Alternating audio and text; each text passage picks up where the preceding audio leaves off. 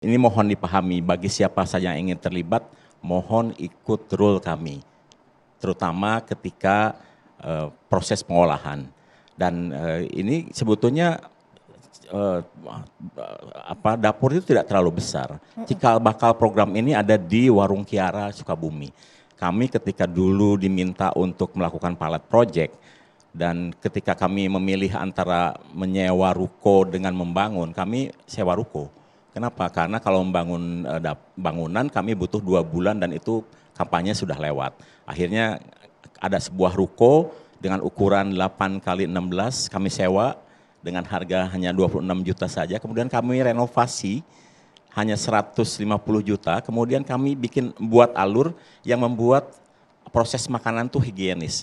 Jadi barang masuk dengan proses yang dilakukan termasuk barang keluar itu tidak satu pintu. Jadi kemudian setiap ruangan ada sekatan. Jadi itu sebenarnya sesuatu yang cikal bakal kami tidak harus besar. Kalaupun kami sekarang membangun yang ukuran 20 kali 20 itu sebenarnya percontohan di setiap daerah dan akan digunakan untuk training center bagi UMKM yang ikut terlibat.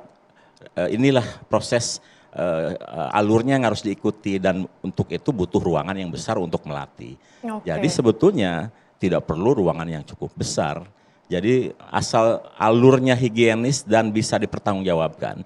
Karena setiap kami mengirim makanan ke sekolah, kenapa makan siang menjadi makanan bergizi, itu karena pengirimannya 3 kali. Jam 8 pagi, jam 9 pagi, kemudian jam setengah 12. Setiap kami mengirimkan makanan ke sekolah, itu wajib kita simpan sampelnya di Satuan Pelayanan Pemenuhan Gizi sebagai kontrol. Jadi kalau terjadi sesuatu di lapangan, apakah ada anak yang mencret, ada yang muntah, kita bisa cek apakah bersumber dari makanan yang kami kirim, atau karena kondisi anak sedang sakit, atau dia jajan yang lain, atau ada yang sabotase. Nah itu keamanan yang seperti ini menjadi standar kami. Jadi siapapun silahkan bergabung asal ikuti alur kami itu. Karena ini program besar, program yang diperhatikan oleh semua orang, tidak boleh ada kesalahan sedikit pun. Tapi prosesnya lambat nggak sih? Lama atau butuh waktu mungkin beberapa bulan untuk bisa bergabung atau seperti apa prosesnya Pak? Ya, sekarang ini sudah ada 13.000 yang mendaftar di website, sudah diseleksi tiap hari karena ada tim yang memverifikasi. Sekarang sudah ada 220 hanya dalam waktu yang sangat singkat. Sudah menyebar di 31 provinsi. Ini sebagai bukti bahwa kami sangat mudah untuk melakukan itu dan kami cek setiap hari. Termasuk kenapa pegawai Badan Gizi sudah ada di lokasi itu. Karena verifikasi tidak hanya melalui digital, tetapi juga real dikunjungi di lapangan. Kalau memenuhi syarat, meskipun itu hanya sebuah rumah atau sebuah ruangan yang dimodifikasi dan alurnya higienis, kami loloskan.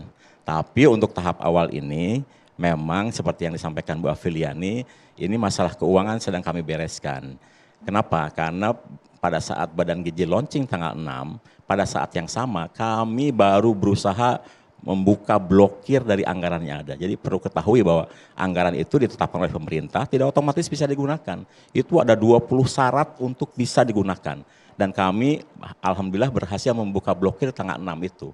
Dan untuk kegiatan yang sudah berjalan untuk sementara ini masih merupakan kontribusi daripada mitra. Jadi ini mitra-mitra yang memang merah putih ingin program ini jalan mengeluarkan uang duluan. Nah, kami sudah koordinasi dengan Dirjen Anggaran, Wakil Menteri Keuangan dan Menteri Keuangan. Kami ingin agar uang itu masuk dulu ke rekening Badan Gizi. Katakanlah 2 bulan dan kemudian kami pertanggungjawabkan secara periodik sehingga UMKM terutama yang mikro ini kalau mau bergabung tidak perlu keluar uang duluan tapi sudah kami siapkan, silakan belanja dan uangnya dipertanggungjawabkan. Cash flow-nya biar lancar begitu ya Pak ya? Jadi nanti yang belakangan ini kami usahakan tidak perlu menalangi dulu. Jadi yang sudah berjalan hampir 10 hari ini itu sebetulnya kami berterima kasih sekali kepada mitra-mitra yang secara sukarela mau mensukseskan program ini. Baik, dan Pak. Itu adalah pionir-pionir gitu. Oke, siap. Kami berhutang budi sama mereka dan kami akan pastikan pembayarannya tepat waktu. Pembayaran tepat waktu ini menjadi segar begitu ya sepertinya ya. Ini menjadi titik terang begitu bagi UMKM, pembayaran tepat waktu tuh jadinya Bahkan nikmat tidak perlu sekali keluar begitu uang Pak. duluan, jadi Oke. sebetulnya uang sudah ada di rekening, kemudian belanja bersama, mempertanggungjawabkan bersama. Oke, Jadi siap. karena uang itu begitu masuk, kan harus dipertanggungjawabkan, supaya ditambah lagi.